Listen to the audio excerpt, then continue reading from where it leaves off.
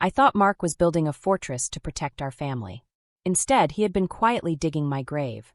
The thick white envelope tossed onto the driver's seat of my car through the slightly open window carried the cloying scent of a stranger's perfume. Heavy vanilla with notes of jasmine. Inside was a handwritten note whose words burned themselves into my memory like a branding iron, along with a heavy brass key engraved with the logo of a luxury hotel. A devoted wife would have tossed the whole thing into the nearest trash can and gone home, where the pie she'd baked for dinner was cooling on the kitchen counter. Instead, I started the engine and drove straight toward the worst nightmare of my life. But it hadn't always been this way. Once upon a time, back when I still believed fairy tales could come true, my life looked perfect. Our sprawling two-story mansion in one of London's most prestigious suburbs felt like the very definition of a happy home. Every room radiated warmth and peace. Mark, a successful real estate developer and co-owner of a major construction company, surrounded our son and me with such unwavering care that I stopped questioning anything. Most mornings began in our bright, spacious kitchen, filled with the aroma of freshly brewed coffee and buttered toast. Oliver, our fluffy Persian cat, would lazily brush against my ankles, demanding his morning splash of cream. Our 7-year-old son, Leo, our greatest joy, would race down the grand oak staircase, buttoning his school vest as he excitedly told us about everything he planned to do that day. Mark always followed a moment later, impeccably dressed in a perfectly pressed shirt, smelling of expensive cologne and effortless success. Every morning he kissed the top of my head before grabbing his keys. He drove Leo to his private school, while I settled behind my laptop to manage the small charitable foundation Mark had helped me establish 3 years earlier. "You shouldn't waste that beautiful mind on tax forms and legal paperwork," he'd often tell me. "That's what Thomas is for." Thomas was our longtime family attorney, and Mark insisted that between the two of them, every financial and legal matter was under complete control. I believed him. I mistook his complete control for complete love. So I happily handed him the wheel of our family's life. Evenings were always the same. We'd gather around the dinner table, celebrate Leo's progress in tennis lessons, plan our summer vacation in Italy, and debate which fabric would look best on the living room chairs. One dinner stands out more clearly than any other because I was genuinely happy that night, completely unaware I was counting down the final days of my innocence. Leo could barely contain his excitement as he waved a small trophy over his plate of mashed potatoes. "Dad, are you coming to the championship next month?" he asked, leaning across the table. "I wouldn't miss it for the world, champ," Mark replied, ruffling his hair. "No business meeting is more important than watching you play." I believed every word. Mark made me feel cherished, fragile, protected from every storm life could throw at us. I never once looked behind the beautiful facade we'd built together. The first cracks appeared so quietly that I dismissed them as nothing more than the stress of his increasingly demanding construction projects. Sometimes his phone would ring in the middle of dinner. He'd glance at the screen, casually flip it face down, and say he'd call back later. Then the calls started coming late at night. Instead of answering them in front of me, he disappeared into his home office, carefully closing the heavy oak door behind him. One evening I brought him a cup of hot tea with honey and froze outside the door. His voice was low, sharp, almost threatening. When I gently asked whether something was wrong with the new contract, Mark simply smiled, twisted his thick wedding band around his finger, and kissed both of my hands. "The investors are putting pressure on me," he explained. "Don't worry yourself over it. Everything I'm doing is for our future. And for Leo." A faint ringing filled my ears. A chill crawled down my spine. But, as always, I silenced the little voice inside my head and convinced myself I was simply overthinking because I spent too much time alone. Looking back now, that warm evening in May was the moment I should have realized something was terribly wrong. He never let his phone out of his hand. Not even for a minute. There was something else I chose not to notice. Mark began insisting that every major purchase and every transfer from my charitable foundation be processed exclusively through Thomas rather than requiring my own approval. He framed it as concern for my time and peace of mind. He simply placed stacks of documents in front of me with sticky notes marking where to sign. The endless rows of numbers blurred together into meaningless gray lines. I signed every page without reading a single word. I trusted him as completely as I would have trusted my own father if he were still alive. My friend Hannah once remarked over coffee that I knew surprisingly little about my own finances. I laughed it off. "I have an amazing husband," I told her. He takes care of everything. The day that divided my life into before and after began with an unsettling calm. Mark had left for what he claimed was a 3-day conference in Manchester. When I returned from the grocery store after buying Leo's favorite snacks, the white envelope was waiting on the driver's seat of my car. The unsigned note listed a hotel address, a room number, and a precise time. One sentence stood out. If you want to see the true face of your marriage, come alone. I don't know what possessed me. Some primitive instinct took over. An hour later, I stood outside room 324 in one of the city's most luxurious hotels. My hands were shaking so violently that I dropped the brass key twice before I managed to slide it into the lock. My heart pounded so hard it felt lodged in my throat. Dark pulses thundered inside my temples. The lock clicked. The door slowly swung inward. The moment I stepped inside, I froze. The room smelled exactly like the perfume on the envelope, sweet vanilla and jasmine, mixed with the unmistakable scent of my husband's cologne. Lying carelessly beside the sofa was Mark's expensive silk tie. I'd given it to him for his birthday. Next to it stood an elegant pair of women's stiletto heels. Then I looked through the half-open bedroom door. Mark had his arms wrapped gently around the waist of a young platinum blonde. She laughed softly as she sipped champagne directly from his glass. The pain hit my stomach like a vice, twisting it into a tight, agonizing knot. Hot bile surged into my throat, carrying the metallic taste of adrenaline, and my legs turned so weak I had to grab the doorframe to keep from collapsing onto the carpet.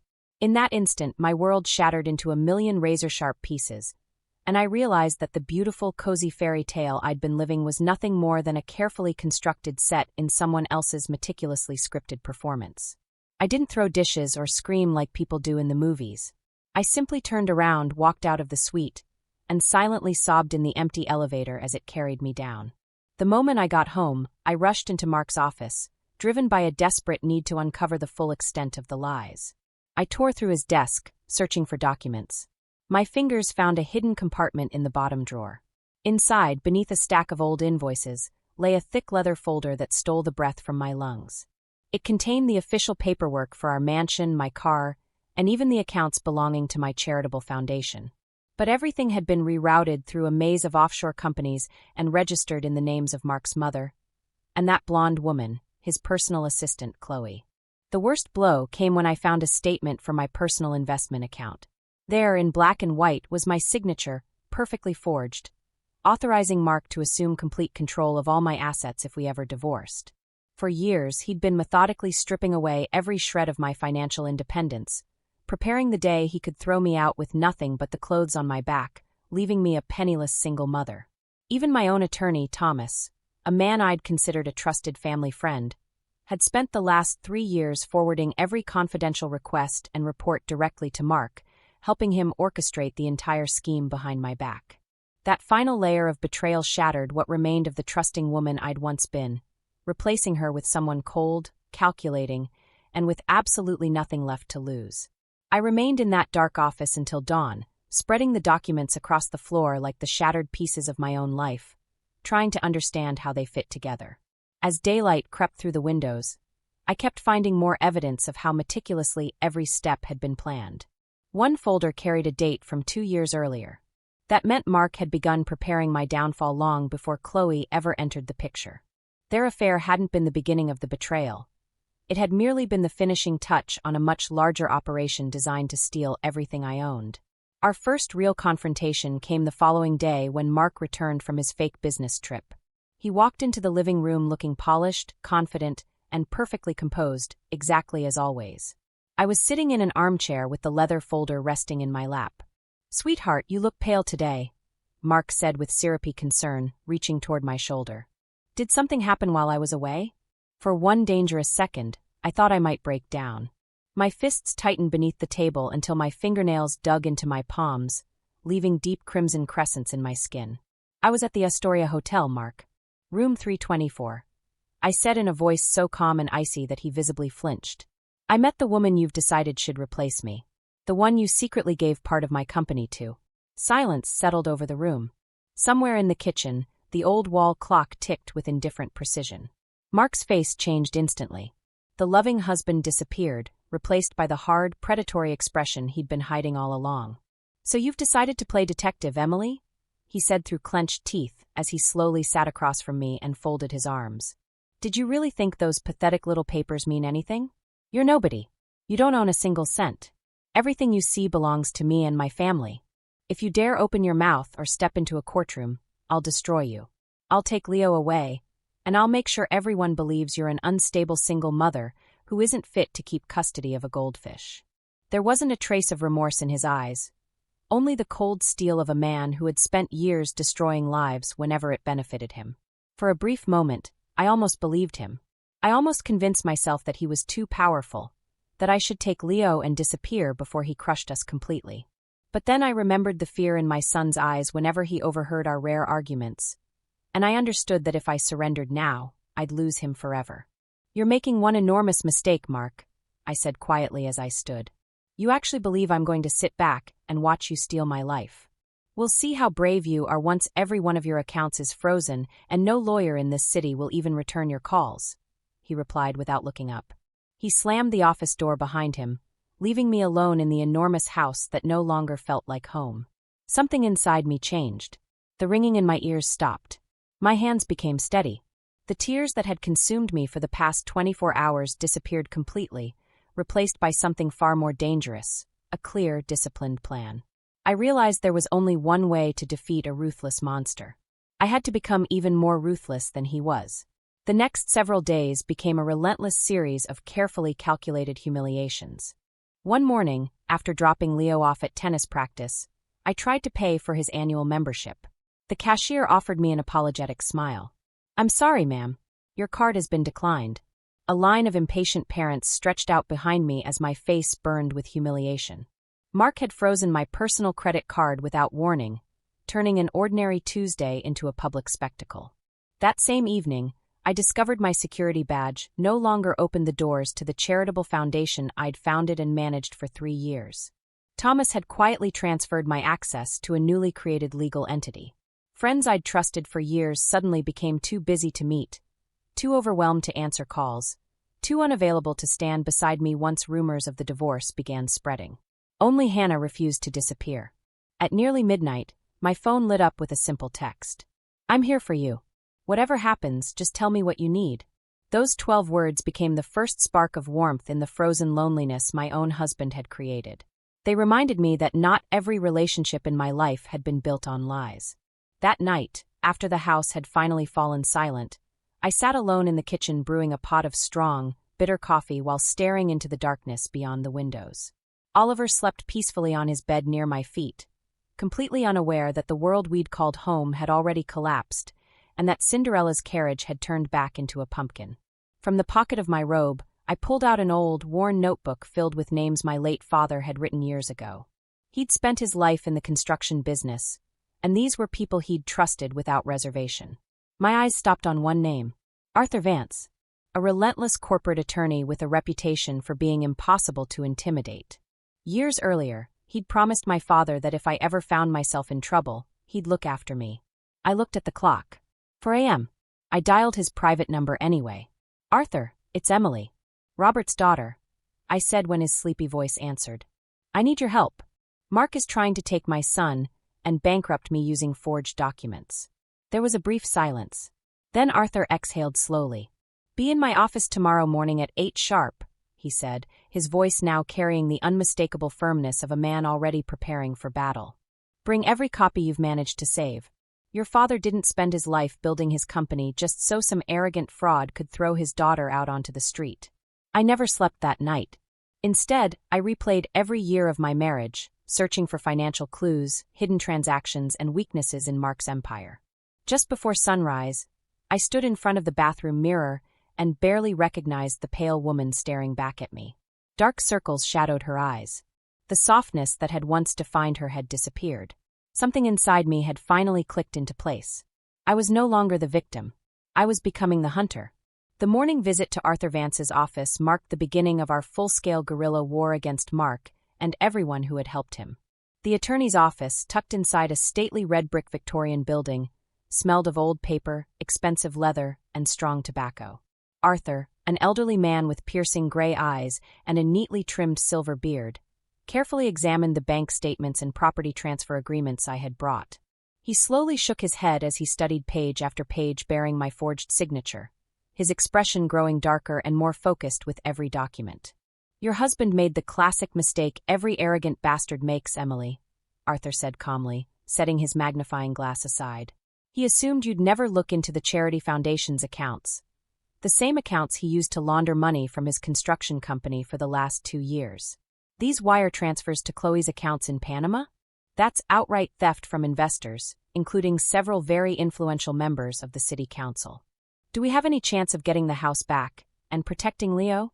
I asked, nervously twisting the wedding ring that now felt like a heavy, humiliating shackle around my finger. "We're not just getting the house back, we're going to destroy him," Arthur said, locking eyes with me. "But you'll need patience. For exactly 2 more weeks, you'll play the role of the obedient, frightened wife while I prepare our lawsuits and gather statements from the real investors. Most importantly, don't let him suspect you know anything about the foundation. Let him keep believing he's completely in control." Arthur's first step was finding an ally inside Mark's company, someone who understood the offshore operation from the inside and was willing to testify. He introduced me to Daniel, the former financial controller of Mark's construction firm, whom Mark had fired 18 months earlier for refusing to sign fraudulent invoices. We met in a small, forgettable cafe on the edge of town, where Daniel nervously glanced around before spreading old internal financial reports across the table, documents he had quietly saved in case this day ever came. "I always knew someone would eventually come asking these questions," Daniel said softly, adjusting his glasses with trembling fingers. "Your husband was funneling money through 3 shell companies while I worked there. The moment I refused to approve fake invoices, I was fired for professional incompetence within 24 hours. It was our first real breakthrough. But nothing came easily. A few days later, Mark unexpectedly caught me standing at the safe in his office while I was trying to photograph another folder of documents.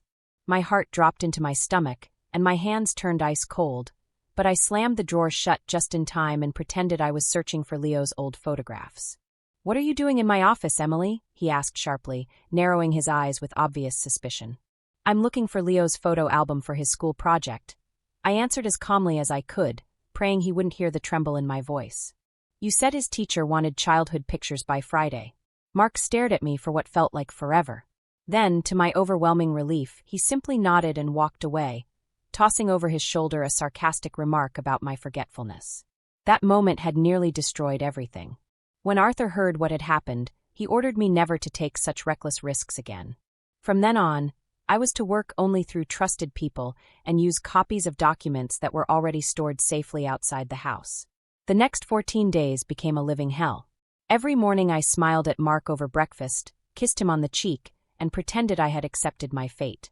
Meanwhile, Mark grew even more controlling.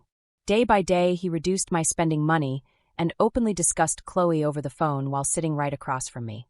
He canceled my main credit cards, leaving me only a tiny limit for groceries and Leo's school expenses, clearly enjoying what he believed was my complete submission. The hardest part was watching our family attorney, Thomas, casually stop by the house, pour himself our whiskey, and ask with fake sympathy how things were going at my charity foundation. I silently clenched my teeth through every insult, knowing the dominoes had already begun to fall. Soon every lie they had told would come crashing back on them like an avalanche. At the same time, Arthur contacted the company's real investors, including the city councilman whose retirement savings had partly been invested through Mark's foundation, and the owner of a major construction corporation who had been Mark's longtime business rival. The moment they learned how extensive the fraud really was, both men agreed to file formal complaints with the Financial Crimes Division, realizing that every day of delay put more of their own money at risk. This was the false sense of security Mark clung to so desperately. He believed he controlled everything. In reality, his empire was already cracking apart from the inside, and he was the only person who didn't know it. The second confrontation took place in Thomas's office. Mark had summoned me there under the pretense of signing a divorce settlement that required me to give up every claim to our assets in exchange for modest alimony. Thomas's office was flooded with harsh morning sunlight that made the leather chairs gleam unnaturally. A thick stack of legal documents rested neatly on the desk. Mark lounged comfortably in his chair, one leg crossed over the other, wearing his expensive cologne like armor. Chloe stood beside him, smiling victoriously, a pen already waiting in her hand. "Sign these papers, Emily, and we can end this quietly," Mark said with exaggerated kindness as he slid the documents toward me. "You know you'll lose in court anyway. Thomas will confirm that you voluntarily transferred control of all our assets to me 3 years ago. Don't make a circus out of this. Think about our son. He doesn't need to watch his mother humiliate herself in court." I picked up the pen and pretended to read the agreement, even as rage boiled inside me at the sight of the 3 people who had betrayed me. "Did you really think I was that blind? And that stupid, Thomas?" I asked, turning toward our family attorney. Thomas noticeably paled and quickly looked away. "Emily, my dear, you're letting stress get the better of you," he muttered, nervously adjusting his tie while glancing at Mark. "Every document was prepared entirely within the law. I was only protecting your family's interests." "Our family no longer exists, Thomas," I interrupted, throwing the pen onto the papers. "And neither will your careers for much longer. These documents are currently being reviewed by the State Bar's Disciplinary Board and federal tax auditors." Mark shot to his feet so violently that his chair scraped across the floor. His face twisted with fury as he slammed his palm against the desk, rattling the crystal inkwell. "You think your pathetic threats scare me, you broke little nobody?" he growled through clenched teeth, taking a step toward me until his broad frame towered overhead. "I'll destroy you.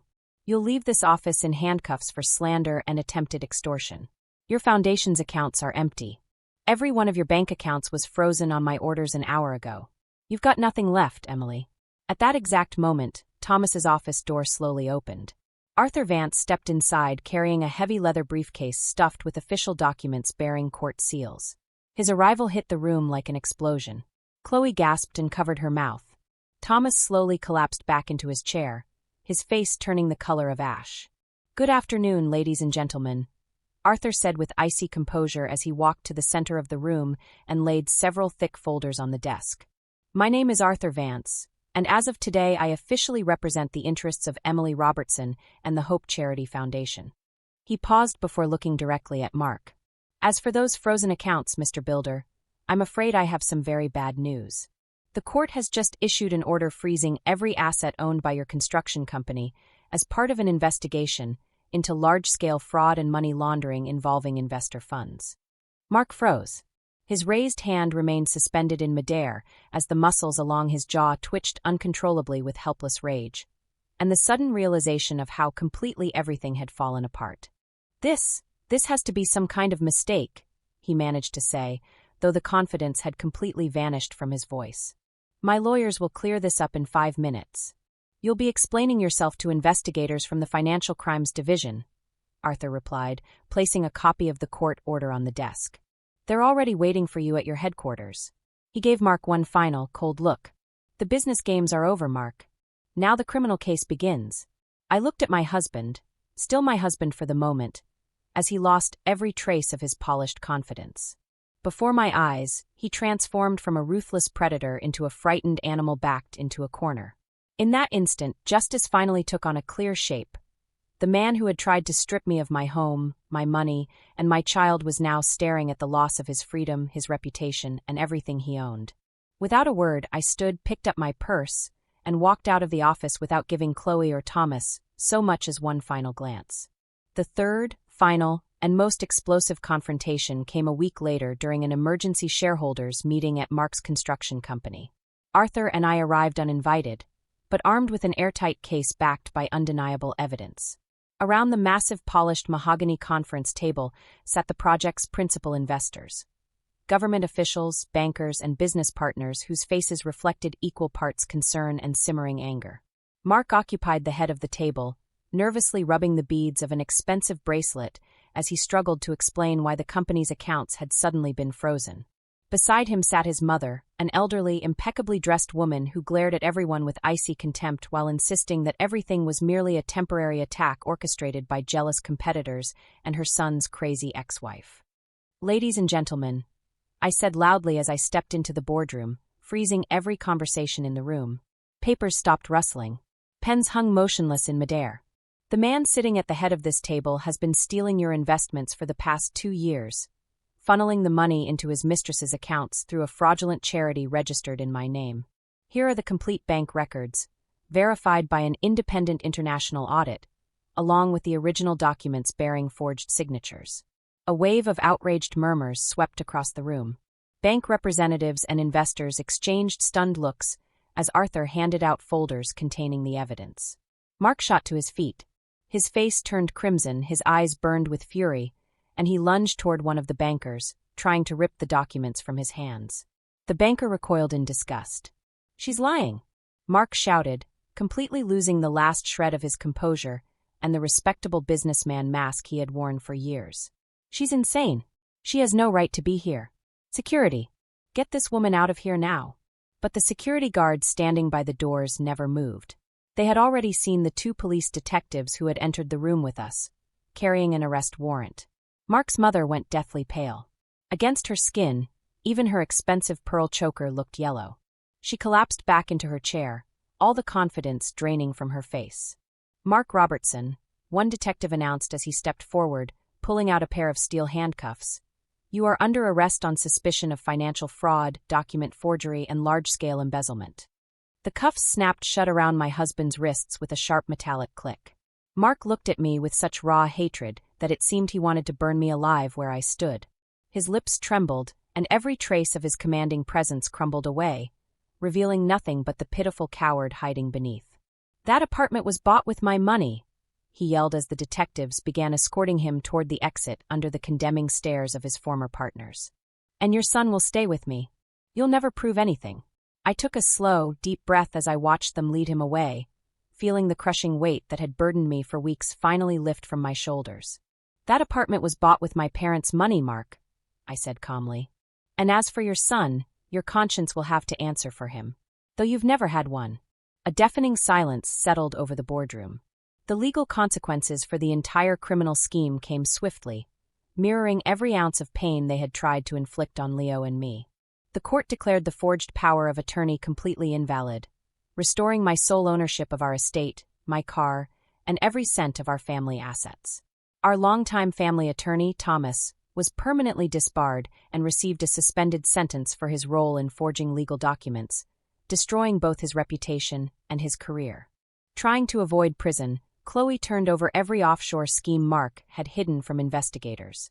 Her cooperation spared her incarceration, but she still received a substantial fine and was barred from holding certain financial positions for the next 10 years. Mark was sentenced to prison and ordered to forfeit his ownership stake in the construction company, so the proceeds could be used to compensate the investors he had defrauded. Daniel, the former financial controller whose testimony became one of the case's strongest pieces of evidence, was cleared of all suspicion and reinstated in his profession. Later, he accepted my offer to become head of internal auditing at the company after I assumed leadership. Mark's mother, left without her son's support and cut off from the family fortune, was forced to sell her country estate and move into a modest apartment where only the occasional neighbor stopped by to check on her. Mark continued filing appeals. He wrote me countless letters, some filled with threats, others begging for forgiveness for our son's sake. But every single one went straight into the court archive through Arthur's office without ever reaching me. I won the war. I protected my child and cleared my name. But the victory came at a price. My faith in people was shattered, and every naive illusion I had ever held about everlasting love disappeared forever. Sometimes I still dreamed about that white envelope lying on the passenger seat of my car. But now I woke from those dreams without fear. Only with a faint sadness, as though I were remembering someone else's life. 8 long months have passed since then, and Leo and I have finally settled into a peaceful, happy life. Our large house no longer feels like a prison or a stage set belonging to someone else. I repainted every wall in warm, inviting colors and removed anything that reminded me of its former master. Leo is doing wonderfully in school. He still plays tennis and recently won the very championship match his father once promised to attend, but never did. Once again, his laughter fills our kitchen every single day, while Oliver still curls up faithfully on my lap every evening. I took over my late father's construction company, restoring its hard-earned reputation and leading it successfully without anyone else's control or questionable influence.